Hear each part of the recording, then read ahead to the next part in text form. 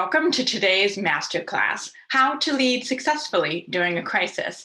I'm Catherine Kostreva, co-founder of Meritorious, a platform for veteran and military spouse business leaders to leverage the bonds of service for business connection and professional growth while supporting their communities. Meritorious is pleased to be partnered with Diversified Professional Coaching for this ongoing leadership series. Diversified Professional Coaching was founded in 2020 by three principals with a vision to help others release ultimate potential by linking diversified professional coaches with clients. DPC's suite of professional coaches assist organizations, groups, and individuals with their coaching needs and are armed with a tremendous amount of industry experience, leadership, life and business coaching, practical knowledge, teaching, and a long-term commitment to coaching clientele to high levels of achievement. It is my pleasure to introduce our presenter, John Boomer Stufflebeem, a former professional football player and retired U.S. Navy admiral with more than 30 years experience in elite teamwork, executive positions, and coaching executives. He led hundreds of U.S. military leaders, coaching up to and during every major conflict since the Cold War. He was a career warrior as an aircraft carrier fighter pilot, where he developed specific expertise in people leading people during times of extreme stress, including in the White House as an aide to President G.H.W. Bush, carrying the nuclear football during the crisis in Panama and Kuwait. Boomer received coaching instruction from the Center for Creative Leadership, as well as practiced executive leadership in successive positions of ever-increasing responsibility, culminating in commanding the U.S. Sixth Fleet in combat in the Middle East, South Asia, and Africa. He was also a senior executive in the high visibility environment of the Pentagon during the attacks of 9/11, where he was a crisis leader, as well as the face and voice to the world from the Pentagon of the U.S. response in Afghanistan. Please join me in welcoming John Boomer Stufflebeem. Welcome, sir. We are honored to have you with us today. It is a delight to be with you all, particularly this group of veterans and spouses, people who are near and dear to my heart. What I'm going to give you today is translated from the military. It is the operational planning process that maybe many or some of you were involved in, particularly on staffs. We used it in a deliberate and in a crisis way in getting ready to go to war. And I've had the chance to do that, as you see there, starting back as early as 1994 when we went into the Balkans and Operation Denied Flight. But I translated them into business language that I have confirmed is become very successful for people who use this tool. You have seen leaders and maybe even felt it yourself. I will confess I've done it myself. I've made bad decisions under the moment of stress or during a crisis because I didn't have enough information to be able to do what I needed to do. And anything that is presented to work on to improve your performance, these are the guiding principles that I was taught long ago from the military. And as Albert Einstein has famously quipped, if you can't say it simply enough, then you don't understand it well enough. And so I am working diligently and continuously to try to simplify this process so that it becomes a useful tool for you that you can use. And the other two parts of this is that it must be clear and it must be focused. I'm going to ask you all to just indulge me for a minute. It feels a little touchy-feely, but it's really a real technique, which is to close your eyes and focus on the letters of ROSLCC, ROSLCC. And then say that to yourself with your eyes closed 3 times. ROSLCC, ROSLCC, ROSLCC. So what we've just done is we've built in some muscle memory that is used. I first learned it in the White House as a whisper aid, so that when people in a receiving line were coming up to the president and the first lady, somebody would ask them and confirm them on the list and who their names were. It was passed to the whisper aide who stood behind the president, in my case, or Mrs. Bush, and whispered who it was. And it can sometimes bite you. I'll tell you that there was one occasion where I got the name, I passed it between President and Mrs. Bush. Barbara Bush turned around, elbowed me pretty strongly in the solar plexus and said, "I think George recognizes his own mother." But this is the tool. And now I'm going to jump right into it as we break this thing down for you, one by one. Today, there are so many of us, and particularly as we watch leaders, who tend to focus on those things that really get into the who and sometimes the why, but they never really get into the what. And this is the first point to take home. Back at 9/11, almost all of us can remember exactly where we were and what we were doing. I worked in the Pentagon. I was in the J3, the Operational Directorate. And when we got hit, shortly after that, the Secretary of Defense pulled me from the duties that I had at that moment and told me to stand up a special activities group and start to put together options that could be taken to the president for how we would respond to this attack. So I did that. In the course of over a weekend, I was able to put together a group of very talented people who were, I felt, much smarter than I was, but collectively put together a small team to be able to actually implement this tool and use it. And what we ended up doing was with this round table of about a dozen people, we started to talk about, it was pretty easy to figure out who had done this because he already had taken credit for it. So we knew it was Osama bin Laden. So the question became is, what are we going to do about this? And we were all over the map. I mean, we started from one end talking about using tactical nukes to using snake eaters to parachute them out of the cover of darkness and just let them sniper them if they could. But at the end of that, what we ended up focusing on, and what I helped to do as the principal leader of the group, is to get them to understand what really is the issue. The issue wasn't Osama bin Laden himself, although he was the manifestation of who it is we wanted to exact our revenge on and figure out how to not to happen again. But we really had to focus on what was the power structure, what was it, and who was it that held him up, which was the Taliban. So we realized that the real issue that we had to deal with in this example was that we had to knock out those stools of the Taliban and take that power base away from UBL before we could get at him so that he could never do this to us again. Recognizing the real issue.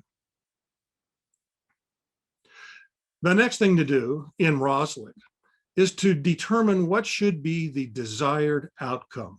What should the end state look like? And often, ever notice how many people focus on their effort instead of the actual results? And that's what this is designed to point out to you. What we really want to do is to be able to focus on an outcome rather than how tough the output can be. If you recall back in 2009, British Petroleum had the Deepwater Horizon oil rig explode in the Gulf of Mexico, spilling millions of gallons of crude oil around the Gulf, as well as killing those who were on the rig, and then some later on who succumbed to their burn injuries. During the course of that, I was asked to come into a very large law firm in downtown DC that was one of 6 law firms retained by British Petroleum to help them deal with this particular issue. When I was invited in, I was recognized as a crisis manager. And they said, well, so what is it that you bring to this table? And I said, well, let me ask a couple of questions. What is the desired outcome? What's the end state of all this? These lawyers looked at each other around the table. And they started elbowing each other saying, well, we need to limit our liability and to minimize our exposure. And they all harumphed and nodded in agreement. Yep, that's a. And I thought, well, okay, that is a way to go. And I guess if I were running a clock on what it is that you want to get done, I guess I understand where you're coming from, but that's not how I see it. So they asked me, what did I think? I said, look, what if the world, not just the United States or people in the Gulf of Mexico, but what if the world believed that British Petroleum was the most ecologically and environmentally friendly energy producer on the planet? Wouldn't that be a good outcome for them? And then what are you going to have to do from where you are today to get to that point to do it? And they thought, yeah, that's actually a pretty good idea. So in the process of that, we came back to looking and stating what that outcome was. Now, I will confess that they did not hire me to do that, but in fact, they did steal that idea. And that is in fact what was done. And as a result of that, over the course of about 2 years, British Petroleum was able to restore their reputation. And with that in focus, one of the things that they did, you may or may not recall that during that crisis, the CEO, very young guy in his 40s, came to the Gulf, a Brit, gave a number of press conferences about how he's going to take care of those in the Gulf. But then he retreated and went home. And he ended up on the cover of Time magazine, sailing his racing yacht off of the British Isles. It was a disaster. And so I pointed out, there is no way that you can let somebody get away from that to be able to come do this. That does not support that outcome. Next, you've got to reverse engineer the steps to get from where you want to be to where you are. You've got to simplify, clarify, and focus your team to build credibility that is necessary to have trust, which is necessary to team build for success. After I'd retired from the military and was working in my crisis management consultancy, I was hired by a coach that I'd worked with at the New England Patriots named Billy O'Brien, was their offensive coordinator. He was hired to follow Joe Paterno at Penn State when Joe Paterno was asked to step down from that coaching program due to the problems that existed there at the time. Billy O, as we call him, asked me to come in and help him figure out how does he get into a winning way into a brand new environment that he's totally unfamiliar with. And so we used this process and said, we need you, Bill, as the head coach, to decide what is this going to look like at the end. And what you are not going to want to do is to say, we're going to recreate Joe Paterno's legacy with a new coach. You need to put this in your own terms, in your own way, and off you go. And then we'll reverse engineer. So from that, recognizing what we really wanted to do, we stated what the outcome's going to be, and we started working down the steps from where we were as a brand new guy on campus with this huge crisis causing the program to almost collapse, to where it is that he wanted to be. And what he discovered early on is that even though he was the head coach, he could not take this on by himself. And so we talked about a small leadership team to put together that would be key in helping him not only create those steps, but also to be able to measure and monitor them to be able to get the job done. A better example of how we got to do this was when I was the commander of Task Force 60 for going into OIF. I had 2 carrier strike groups and a load of other ships in the Mediterranean that were supposed to cover the infill of the 4th Infantry Division from the north to then go down south to Baghdad and become the hammer on the anvil created by the 3rd Infantry Division and the 1st Marine Expeditionary Force coming up from the south, from within the Gulf. You may recall that the government of Turkey, the Parliament of Turkey, had a vote and determined that they could not abide by having non-Muslim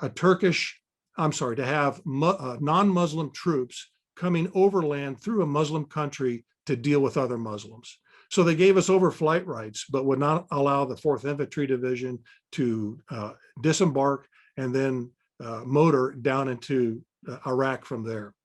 So we were given a task at Task Force 60 by General Tommy Franks to come up with a plan to how would we create the effect that the 4th Infantry Division was up there, because the most important thing was to fix those 11 Iraqi divisions to the north and not be allowed to be called in as the strategic reserve by Saddam Hussein down into Baghdad. So we developed this plan jointly with the special operations folks, and in the cover of the nighttime, we parachuted 56 ODAs, or operational detachment alphas, into northern Iraq, arrayed across the north of Baghdad. And then we gave them 24/7 full airborne coverage as airborne artillery. And they were arrayed as less than 2,000 special operators in 56 different teams against 11 Iraqi divisions. That's 80,000 regular Iraqi troops. And we won 80,000 to nothing and didn't lose a single trooper on the ground as a result. And that was the effect of taking a small leadership team and going through this process to determine how then are we now going to execute this. And at the end of it all, we had to start to communicate this so that it would be acceptable.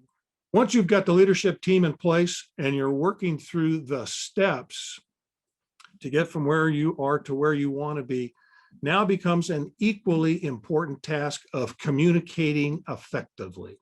And again, no one person can do it by themselves. It takes a team to be able to communicate effectively multiple times, multiple mediums, multiple ways. And for those of you who recall any particular operation that you were involved in, you probably will agree with me that it is impossible to over communicate what is the plan. And that it is even more difficult to start to sequel and branch the changes to that plan.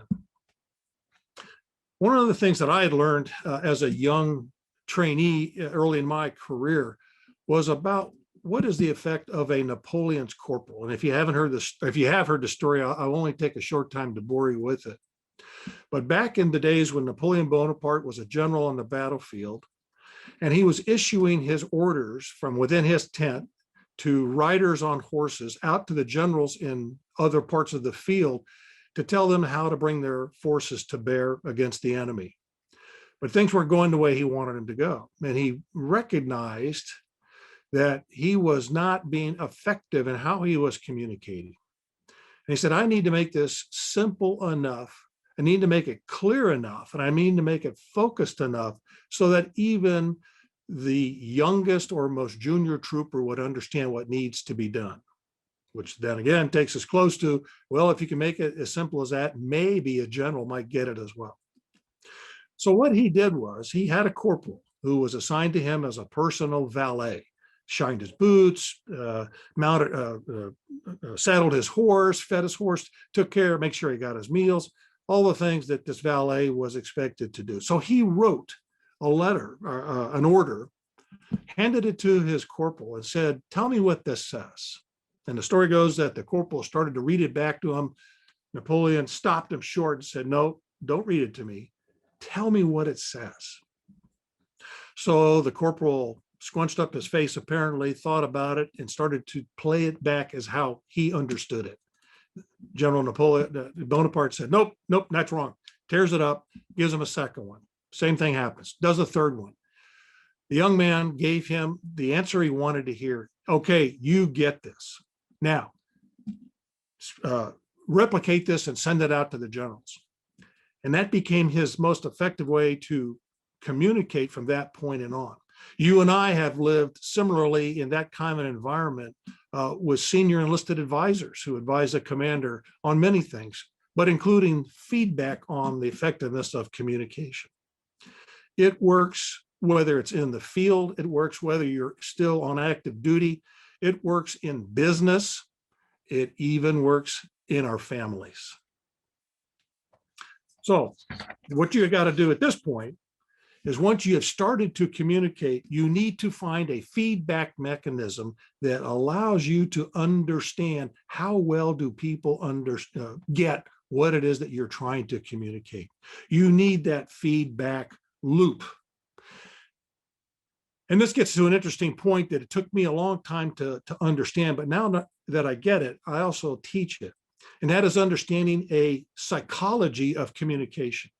I assumed incorrectly that the greatest responsibility of communication is in delivery.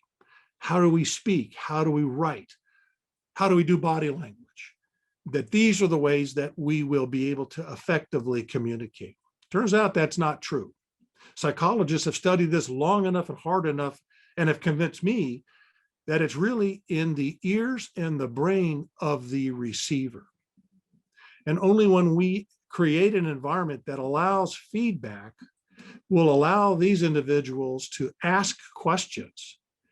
And you can force those questions by saying, rather than, do you understand, which is what your parents used on you and me, but do you understand, which is the worst question in English language, because there's only one good answer to that one. And change that into, do you have enough? And if you don't get enough response from that, then pick on a few people and ask them, okay, tell me what this says to you, and see how that works for you. The last piece of the tool is culture change. And since we've all experienced the military environment, you know what happens if you're not well prepared for your next mission. You know what happens if you take the strain off of pushing that boulder up a hill. One of the things that I didn't have any reason to point out to anybody, but it was in fact something that hit me squarely between the eyes, coming out of the first offensive part of the operations of OIF. If you recall seeing the President Bush, flying on board an S-3, land on an aircraft carrier off the West Coast with a huge banner up on top of the bridge, plainly inside of the cameras that the staff had set up for him, saying mission accomplished. And the first thing a whole bunch of us started thinking about was time to take off the pack. It's time to drop the straps. How far from accurate was that statement? We have to recognize that culture is probably the most important characteristic of any organization.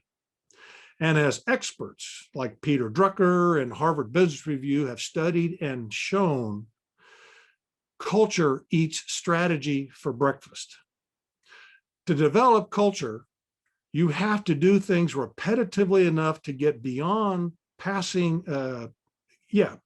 get past a trend, but get it to a tipping point such that you're now chasing that boulder down the backside of that hill.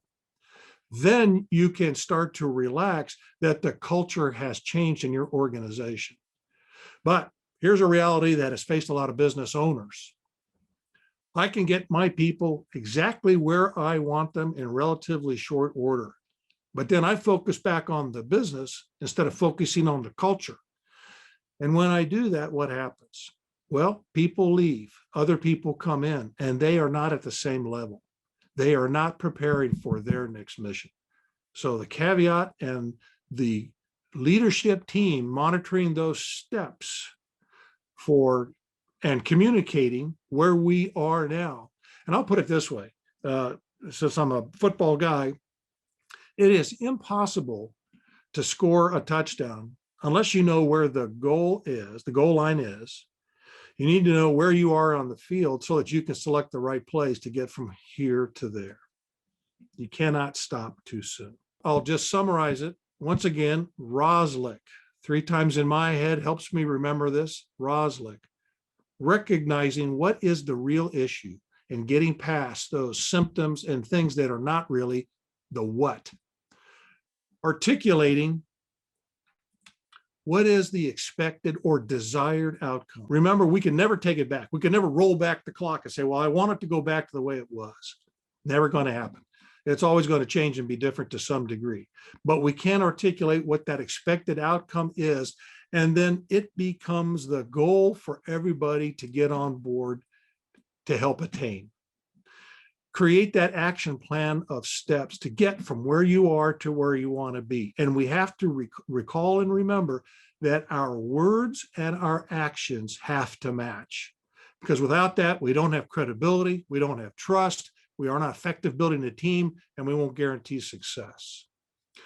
We have to understand who our go-to people are, the ones that we rely on for everything and anything, and use that small cadre as a leadership team to help communicate the plan, to help monitor the steps, to help create those metrics of performance, and then to also help burrow in the communication until we really can see that boulder going down the other side of the hill and culture is changing.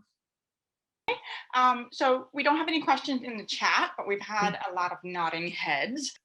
If you don't ask any questions, that tells me 2 things. One is it tells me that I offered you enough information that there's nothing left to examine. And two, it tells me that you're anxious to either go replenish that cocktail or get on with the next part of your life.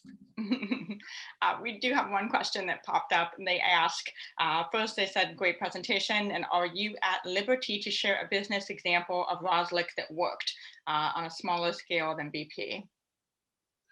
Yes, I can. And this occurred just before COVID hit. So this is, let's see, February of last year. I was invited by a national wealth management firm based out of Minneapolis, St. Paul, to come and talk to their annual conference, which were mostly point-to-point salesmen, et cetera. And the CEO who invited me, I thought was just to come in and give a keynote presentation, but he asked me for a little bit more. He said, would you talk to a small group of our new employees? We also have a group of employees that have not been doing so well, and we would like to bootstrap them. And so with this group, can you talk to them about some leadership issues and how in their own personal crises, they might be able to help themselves? And then we're going to ask you to talk to the entire sales force of the company. And then we're going to ask you to stay and talk to not only that, but all of our institutional partners as well. So I started out with a group of about 30 and ended up with a group of more than 1,000. And so what I ended up providing them was, in 3 different versions, an overview of this tool. Well, I get a call, and now COVID hits. So now we're all shut down. All the work that I do for NFL teams has been put in a box because all of the locker rooms are closed. I can't get in to do that work for those coaches, which is principally most of what I had been doing. I get a call back from this CEO about 4 months later, and he says, Boomer, and he goes, I don't know how to say this other than you have saved our company. We've got about 250 employees. And when this COVID hit and everybody was shut down and could make no person-to-person contact with our clients other than by phone, and we hadn't yet figured out how to use Zoom, we would have just floundered. And he said, and I'm here to tell you that by using the tool and using that process, and we broke it down at my level, at a corporate level, and then I asked that the department heads break that down inside of their particular departments. And then there were divisions inside of that would be, I would say, office groups of maybe 12, 15 people. I had it in my mind's eye. Take the tool and start to put it out there. And when you had questions, take it up an echelon and ask, where are you at that point? Well, they were having the best quarter financially of their existence, and their competitors were losing money hand over fist. So in my mind, to answer that question, it was used at various echelons. It was used at the executive level of this company. It was then used at the middle management and managers level. And then it was used at the deck plates and the team leader level. But it was the same tool, and it applied to all of them. Another question is about the cadence in managing crisis. So the question was about communicating with your team one-to-one, and then, of course, meeting as leaders during a crisis frequently, maybe perhaps on a weekly basis, and how to kind of really do this during COVID when there's not that face-to-face interaction. So if you had suggestions of that nature to handle the crisis. I think the situation determines the cadence that you're going to have to deal with it. I worked with a oil production company down in Brazil some years ago that had a kidnapping of their employees. They had a group of they were anti-fascists, so they were Antifa like folks in Brazil. They stormed this oil petroleum headquarters, basically took over the building and took a number of employees hostage. The actual headquarters for that company was up here in the States. It was in Texas. They called and asked for some help of several of us who were crisis managers. And we determined that at the very beginning of this, it was almost on an hour-by-hour basis to start to wade through this. But as more information became available and as the understanding and knowledge base of people having to work the problem. I didn't work the problem. I was just advising those who did. As they started to realize, okay, every hour is too much. I mean, I'm meeting myself coming and going. I got to get out of this and go get something done. So that started to build its own battle rhythm. And a battle rhythm loosened up where, okay, we started out hourly. It very quickly went to 3 times a day, dropped to twice a day. And then eventually they were able to drop it back to almost every other day. And ultimately, by the time that they were able to get their people back safely, they didn't lose anybody, and they got their building recovered, they didn't have to follow up until it was about a week. So it is situational. And I think that the criticality of the crisis or the people who are in crisis determines the battle rhythm or cadence that you take it with. A couple more questions for you, Boomer. The next one is from a gentleman who says, I usually talk to my sailors about fail fast and learn from it. How does the business world react to something like this logic? From what I've seen, very quickly. In fact, what I've seen is failing fast in the business world occurs at light speed compared to what it does in the military services. I mean, we think about this from the perspective of we in the Navy are still trying to figure out and learn the lessons of how to deal with racism. But there are companies out there that have moved beyond that to the point that they don't even think about it anymore. My experience, and I will say again, I'm dealing more and predominantly with NFL teams than I am with any other kinds of organizations. They require and demand instant feedback because every week during the season is a do-over. And then once they get to the end of the season, now they've got to completely, if you will, rebuild the program to get ready for the next season. So in my experience, to me, I see business failing fast to get that bad stuff out of the way and to learn from it to move on. We'll take the time to do one more question. And this one is about, you had commented or gone into detail about creating a feedback loop. And the question is centered around how to help your team contribute to innovation. So taking that crisis, turning it around, using it to source best ideas, best practices, and how to go about asking them for their ideas. I'll tell you how I've done it, and I find that it works for me. When I build my initial leadership team to help me start to deal with whatever it is that I'm going to help somebody deal with, what I find pretty quickly is that you get into groupthink. We all kind of decide this is where we are, this is where we need to go, this is how we're going to, these are steps we're going to use, this is how we're going to measure it. And then groupthink starts to step in. And that causes me to say, I need some fresh eyes, I need a fresh brain, I need fresh ears, I need some fresh perspective. And now I'm going to go outside of that initial go-to comfort team and bring in people intentionally, like, who would be the most junior person on a production line who would probably have a very good perspective of what's really going on down there on an hour-by-hour basis? Or who is going to be most informed about the supply chain management issues that our people are dealing with, or the sales team, or the marketing team? I think that what you end up doing is that you start building from your initial leadership team, you start to build on that. And as it grows, you are deliberate in the perspectives that you're looking for. And again, and remember that these people are in fact a network. And so they go back out into your company or they go back out into the offices and they start to garner feedback because they're going to bring them into the next meeting. That's how I find it starts. The notion that we have always adhered to about my door is always open and anybody can walk in the door, I find it be overblown. Because if the door is always open and people really want to come in, you're just going to get a lot of venting and you're not going to get a lot of work done yourself. And so I find that a network of your team, as they come in and redistribute out into their work centers, is, for me, the most effective way to get that feedback.